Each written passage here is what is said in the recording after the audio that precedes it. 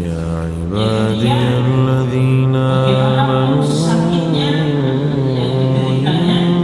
إن أرضي واسعة فإياي فاعبدون كل نفس ذائقة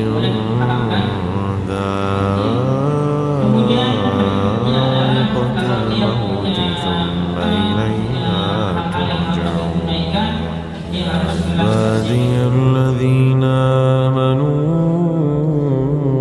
إن أرضي واسعة فإياي فاعبدون كل نفس ذائقة الموت ثم إلينا ترجعون يا عبادي الذين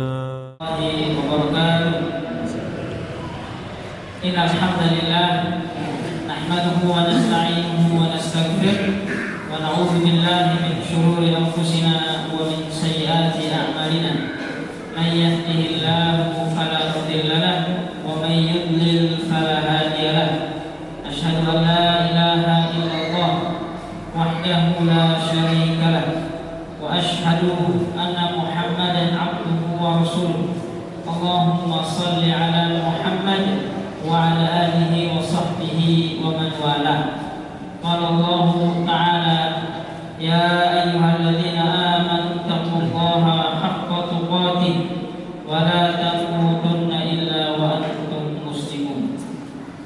Alhamdulillah, segala puji bagi Allah Rabbul Alamin, Tuhan seluruh sekalian alam.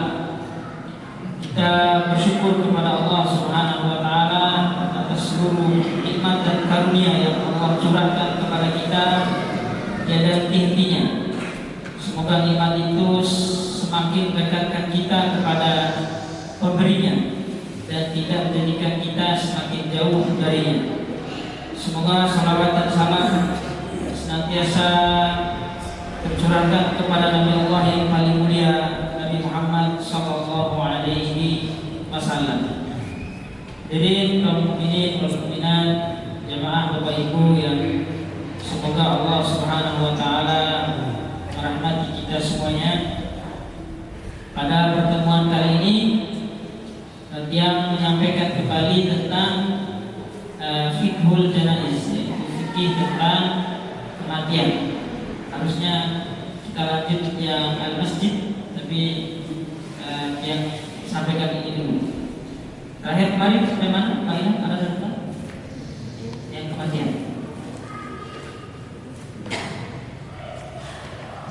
Harus sekali kayaknya. Harus sekali ya. Baik. Baru apa saja yang disiapkan oleh orang-orang yang sakit atau sakratul maut. Nah, apa saja yang harus mereka siapkan? Nah, 13 sedikit. Apa kemarin Bapak Ibu? Bagi orang yang sakratul maut, sakit keras, dia harus ridho, sabar dengan takdir dari Allah Subhanahu wa taala. Tidak terlalu banyak mengeluh, tidak terlalu banyak bahkan mengutuk Allah Subhanahu wa taala saraya menolak takdir. Jadi harus sabar dan ridho. Yang kedua, hatinya itu harus berada pada dua keadaan. Yang pertama harap, dan yang kedua takut. Nah, sekaligus harap dan takut. Yang ketiga, bagaimanapun sakitnya yang dideritanya, dia tidak boleh mengharapkan kematian. Walaupun sakit sekali, dia tidak boleh mengharapkan kematian. Kemudian berikutnya adalah kalau dia punya hutang, punya hal-hal yang harus ditunaikan, dia harus segera selesaikan. Lalu apabila dia punya harta yang banyak, boleh dia wasiatkan, tidak lebih daripada sepertiganya. Kemudian dia juga dianjurkan berwasiat agar dia diurus jenazahnya sebagaimana tuntunan Nabi Shallallahu Alaihi Wasallam. Itu yang kemarin. Nah, sekarang kita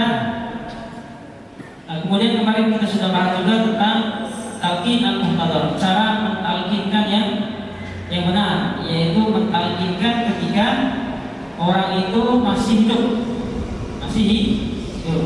dengan mengucapkan la ilaha illallah, dengan membuat dia itu supaya mengucapkan kalimat la ilaha illallah, usahakan sampai dia mengucapkan. Kemudian kita masuk pada yang baru adalah ma'alal hadirina ba'da mautihi. Apa kewajiban atau tugas orang-orang yang masih hidup setelah si mayit meninggal dunia? Apa saja yang harus kita lakukan? Ya, rasa ini kita lakukan setiap ada orang yang meninggal sudah sering, tapi kita bahas ini supaya kita tahu dasarnya. Nah, yang pertama adalah fa'idha qadha wa aslama ruh fa'alaihi iddatu asya'. Apabila ruh itu telah pergi, maka bagi mereka itu beberapa hal yang harus dilakukan oleh orang yang masih hidup. Yang pertama adalah an yughmidu ainaihi, yaitu hendaklah dia itu menutup kedua matanya. Apa yang terjadi kalau orang yang meninggal itu Bang Idris, matanya pasti terbuka, bahkan seperti menatapi sesuatu yang pergi. Jadi mata itu kita bisa melihat ruh yang pergi. Almaru idza mata tabi'ahul basar. Seseorang itu apabila meninggal, maka ruhnya itu diikuti oleh pandangan matanya. Makanya disunahkan untuk menutupnya sekaligus berdoa. Doanya adalah Allahumma gfir lahu kalau dia itu laki-laki. Kalau perempuan, Allahumma gfir laha. Nah, ini ada perbedaan tentunya jemaah hadirin rahimakumullah. Perlukah kita mengucapkan laha apabila mayitnya perempuan? Di dalam hadis itu laki-laki maupun perempuan itu tetap lahu, karena domir atau kata gantinya itu kembali bukan kepada jenisnya ini, tapi mayitun itu jenisnya laki-laki. Entah yang meninggal itu perempuan, panggilannya apa? Mayit. Kalau yang meninggal laki-laki, sama mayit juga. Tidak mungkin mayitatun, ada tak bulat ujungnya yang menunjukkan perempuan. Kalau mayitatun itu sebutan untuk, mohon maaf, bangkai yang meninggal dari jenis hewan. Kalau manusia, mayitun pakai tak yang terbuka, masih menunjukkan laki-laki. Jadi seharusnya laki-laki atau perempuan tetap Allahumma gfir lahu.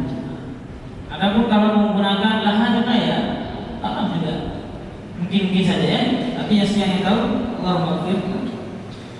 Baik, kalau meninggal itu bapak kita, langsung sebut saja Allahumma gfir li abi. Ya Allah, ampunkanlah bapakku. Atau kalau yang meninggal sambil kita rusak matanya, kalau meninggal ibu, Allahumma gfir li ummi. Ya Allah, ampunkanlah ibuku. Warfa' darajatahu fil mahdiyyin, dan angkatlah derajatnya. Jadi kita minta agar Allah ampunkan dia dan Allah angkat derajatnya. Wa khulufhu fi aqibihi fil ghabirin.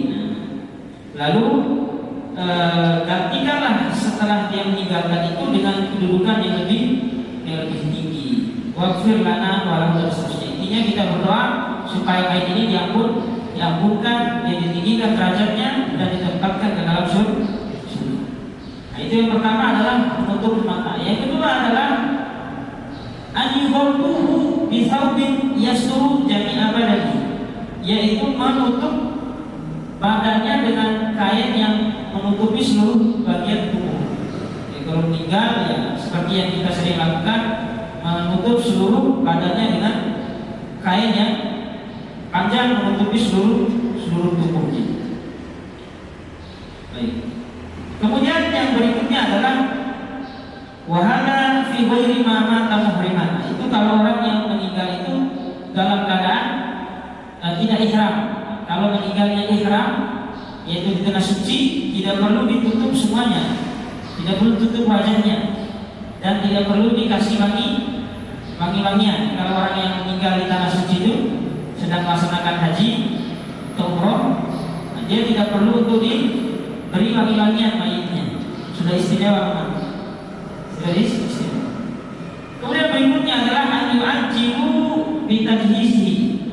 Setelah meninggal, ta'jil tajhiz, yaitu bersegera untuk mengurus jenazahnya, bersegera untuk mengurus, baik itu memandikannya, mengkafankannya, lebih-lebih menguburkannya.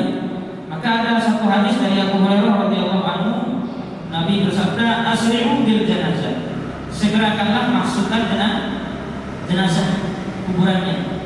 Jadi kasus-kasus fenomena yang terjadi, tidak sedikit ada orang yang dikuburkan itu dikarenakan keluarganya belum sempurna datang.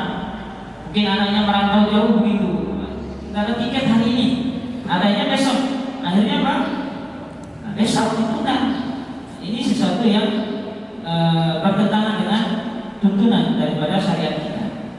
Nah, tadi yang isi di Mataram itu ada juga jemaah yang menyampaikan, ada di sebuah tempat, di sebuah desa beliau ada, itu kebiasaannya walaupun mayit itu sudah siap untuk dikuburkan, sebenarnya udah jam 11 pagi ya namanya, 11 pagi itu udah dikafankan, udah disalatkan, tapi kuburnya nanti besok sore jam 5. Sengaja ditunda untuk dikuburkan besok sore jam 5. Itu kan sudah 2 hari ya kira-kira. Sudah 2 hari, sudah lama, kasihan sekali. Sementara mayat jasad kita ini semakin semakin rusak. Jadi harus segera kita segerakan.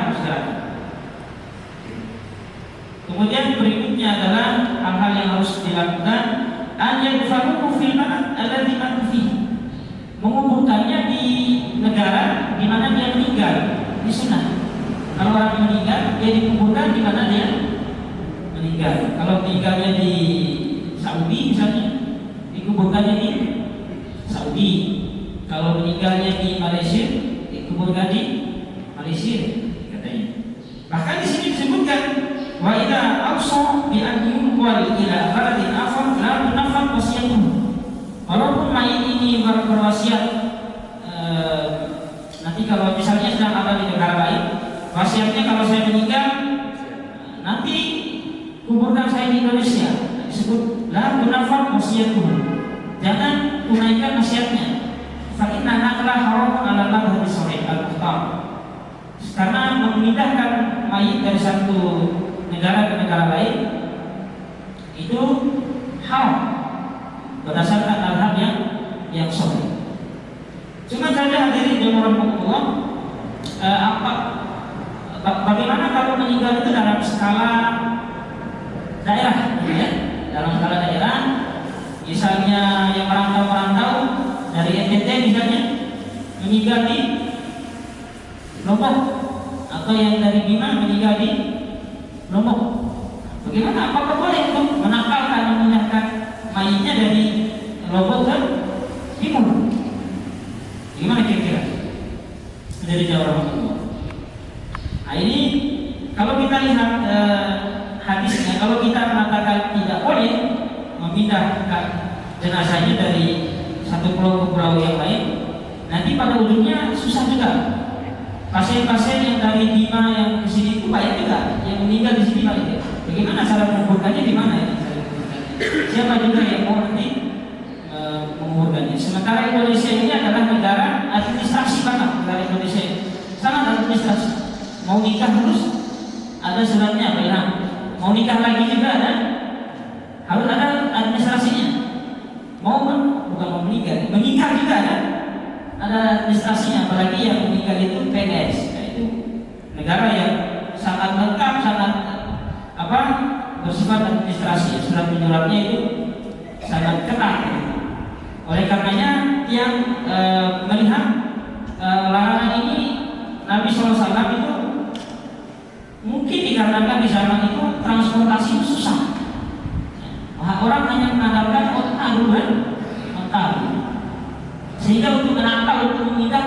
mayat dari satu negara ke negara yang lain itu cukup lama dan merepotkan. Apapun di zaman kita yang sekarang ini transportasi sudah sangat mudah, baik menggunakan jalur darat, laut maupun udara. Jadi orang sekedar yang dari daerah ke daerah ini yang mungkin tidak masuk dalam larangan tadi. Tapi ada juga yang mengambil larangan itu, seperti kemarin meninggalnya Ketua Majelis Dikas Muhammadiyah itu, Dr. Syahri Idris. Nah itu beliau itu dari asal Bima. Sebelum meninggal wasiatnya itu agar mayitnya dikuburkan di kampungnya, di samping ibunya. Tapi oleh salah satu tokoh kita di Muhammadiyah mengatakan tidak boleh, itu sudah batal. Mungkin melihat daripada ini sekian ya, di Mataram. Itu kira-kira ini. Jadi dalam skala daerah mungkin tidak kalau tetap dalam sebagaimana dalam skala antar negara. Wallahu a'lam. Baik. Nah itu hal-hal yang wajib bagi orang yang meninggal dunia. Tapi ada juga orang Lombok yang meninggal di Malaysia yang di sini. Ada ya? Nah, tetap ada saja pendapat yang mungkin yang melihat ini dari sudut kemudahan transportasi. Kemudian wa yajuzu lil hadirina wa ghairihi. Apa yang boleh? Tadi itu apa tugas kita? Sekarang ini apa yang boleh? Artinya dilakukan juga boleh dan juga tidak apa-apa. Yang pertama adalah wa yajuzu lahu kasfu wajhil mayyit.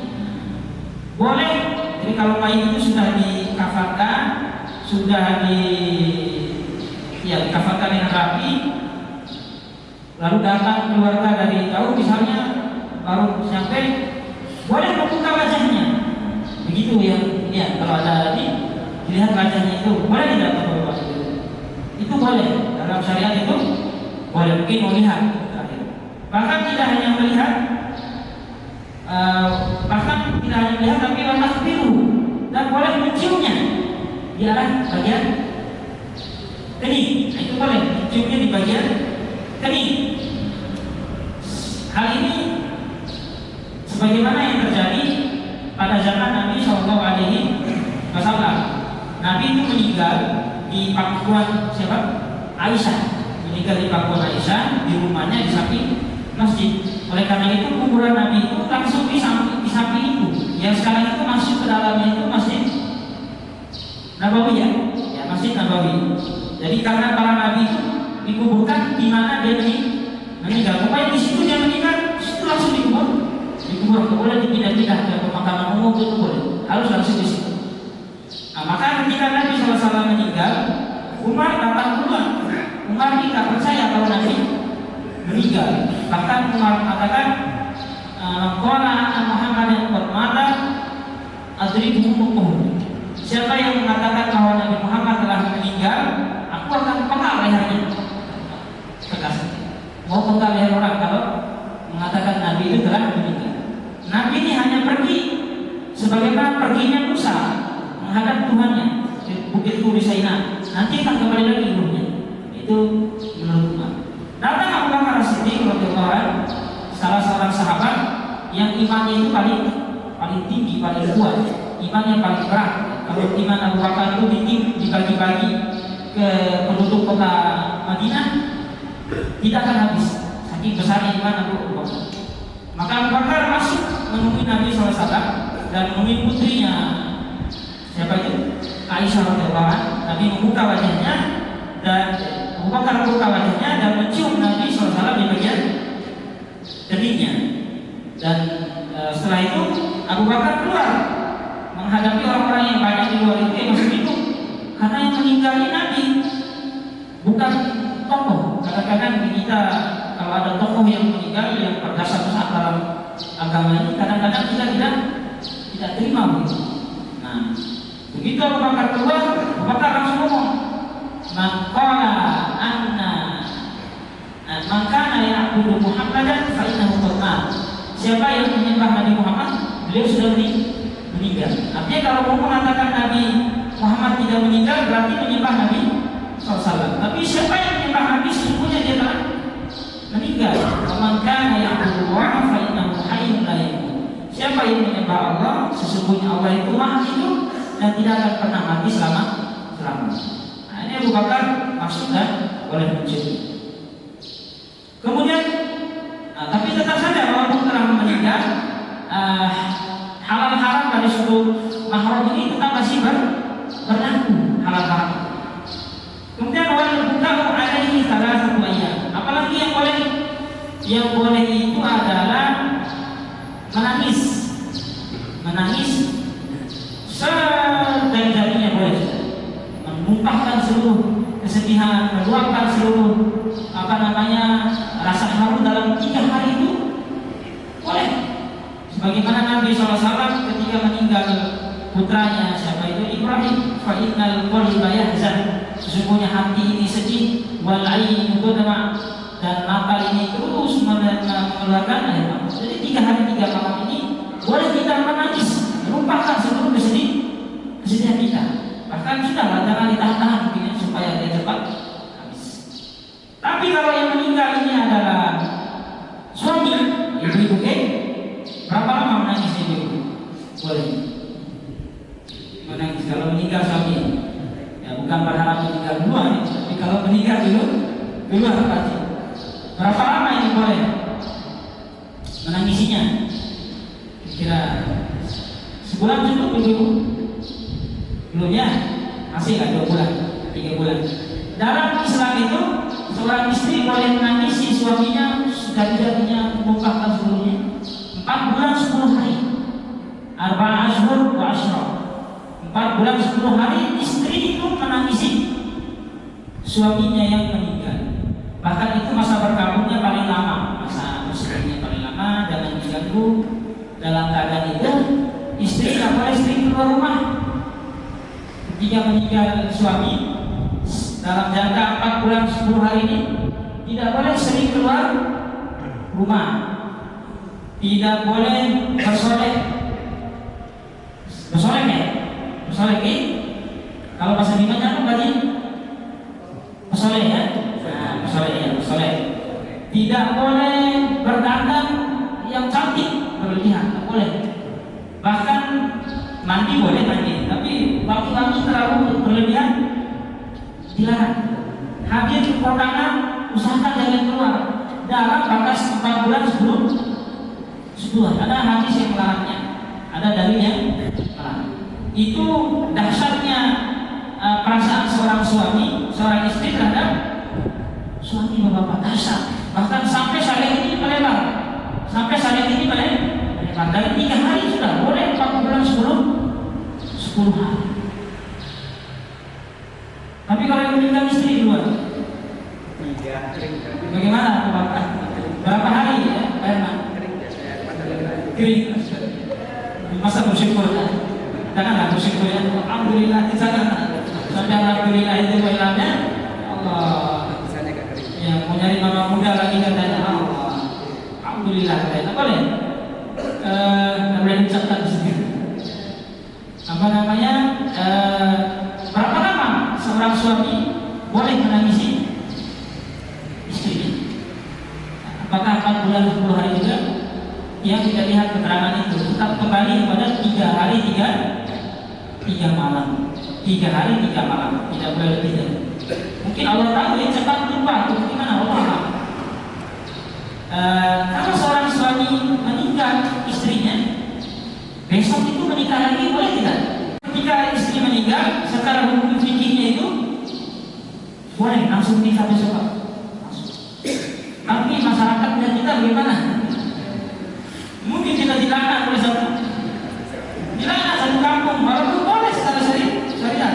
Ya ini sengaja ini katanya. Nah ini tidak memperhatikan perasaan. Jadi sudah mungkin ada itu muhakamah di sini jadinya ya. Ada itu dijadikan sebagai hukum lah ya. Kalau di satu daerah itu belum terbiasa dengan hal seperti itu, ya sudah jangan buru-buru begitu. Walaupun boleh. Tapi kalau seorang suami meninggal, istri langsung menikah besok boleh tak? Tidak boleh. Jaraknya tadi 4 bulan 10 hari. Baik, sebagaimana tadi kita baca, menangisinya tadi ya. Baik. Berikutnya adalah berapa ini? 24. Masih ayat. Ma yajibu ala aqaribil mayyit. Apa yang wajib bagi sekarang yang wajib. Ma yajibu ala aqaribil mayyit. Apa yang wajib bagi kerabat mayit yang telah meninggal dunia? Yang pertama adalah wa yajibu ala aqaribil mayyit hina yablughu khabaru wafatihi aqrani.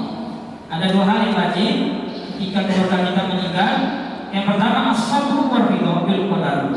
Sabar dan ridha dengan takdir. Ini berat. Allah berfirman wala nabluwannakum bi syai'in minal khawfi wal ju' dan seterusnya wa basyiris sabirin. Kenapa orang sabar ini harus dikasih kabar gembira? Sabar kalau dikasih kabar gembira itu dikarenakan sabar ini berat. Apalagi ketika didatangi oleh musibah berat sekali. Kalau kita ngomong saat ini mungkin santai aja, tapi tiba-tiba telepon datang, anakmu telah meninggal, atau tiba-tiba datang istrimu telah meninggal, atau orang kamu telah tiada, udah lain perasaan. Di saat itulah kita butuh orang yang memberikan nasihat. Yang kemarin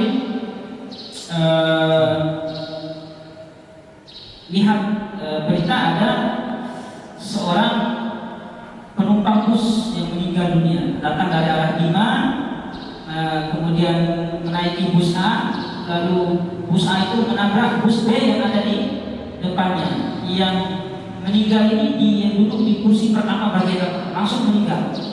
Dan yang meninggal ini polisi muda, baru diangkat. Bisa dibayangkan euforia orang tua, bangga orang tua ya. Pada umumnya begitu. Alhamdulillah anak saya diangkat, bangga sekali. Orang tua zaman sekarang kalau punya anak polisi secara tingkat lalu, tapi meninggal dan belum menerima gaji pertama, belum terima gaji pertama, langsung meninggal, diambil oleh Allah Subhanahu wa Ta'ala. Nah, bagaimana maksud kita sekarang? Kemudian lagi yang buka ada yang share video, ada seorang bapak-bapak yang anaknya itu bawa motor masih sekolah, pakai tas, baju sekolah, nggak pakai helm, nabrak tuh pagi, langsung meninggal di atas aspal, 2 orang. Anaknya bawa, bapaknya ngamuk bawa parang samurai panjang. Dia menepas siapa saja yang ada di situ, tidak terima. Lalu dia guling-guling di atas aspal. Nah ini ketika musibah itu datang, shock. Nah bagaimana supaya kita tidak guling-guling seperti itu, atau supaya kita tidak bawa parang menepas kiri-kanan, loss iman kita itu tidak ada sama sekali, maka perlu kita diberikan nasihat supaya kita diberi nasihat sabar dan itu wabasyiris sabirin. Saya minta orang sabar, apalagi apabila dia ditimpa oleh musibah, dia mengucapkan inna lillahi wa inna ilaihi raji'un. Itu yang pertama. Yang kedua, wajib bagi orang yang keluarga yang ditinggal itu adalah mengucapkan kalimat istirja. Kalimat istirja tadi apa? Inna lillahi wa inna ilaihi raji'un. Kalau mendengar kalimat ini, kebanyakan orang sedih apa bahagia? Kebanyakan orang justru sedih. Padahal kalau kita mengucapkan kalimat harus kita kuat. Ini kalimat yang membahagiakan karena artinya itu sesungguhnya kita ini milik Allah, wa inna ilaihi raji'un, dan kita akan dikembalikan kepada Allah Subhanahu wa Ta'ala. Itu pertama, lafaz pertama kalimat istirja. Lafaz kedua adalah Allahumma ajirni fi musibati. Ya Allah, berikanlah pahala dari musibah ini. Wa khulufni khairan minha, dan gantikanlah aku dengan yang lebih baik dari ini. Kalimat istirja yang kedua, Allahumma ajirni fi musibati. Ya Allah, berikanlah pahala dari musibah ini. Waflufli khairan minha, dan gantikanlah aku dengan lebih baik. Jadi yang Allah, keseluruhan penjelasan tadi, apabila kita sedang berada pada kondisi meninggal, pada ujungnya apa? Disitulah dilihat hubungan seseorang manusia itu, baik tidaknya dia mampu tidaknya dia menghadapi musibah, ditentukan dekat tidaknya hatinya dengan Allah ditunjukkan dengan tinggi atau tidaknya tawakal dia kepada Allah Subhanahu wa taala. Itu intinya yang disampaikan firman-Nya, semoga ada faedahnya untuk kita semuanya. Assalamualaikum warahmatullahi wabarakatuh.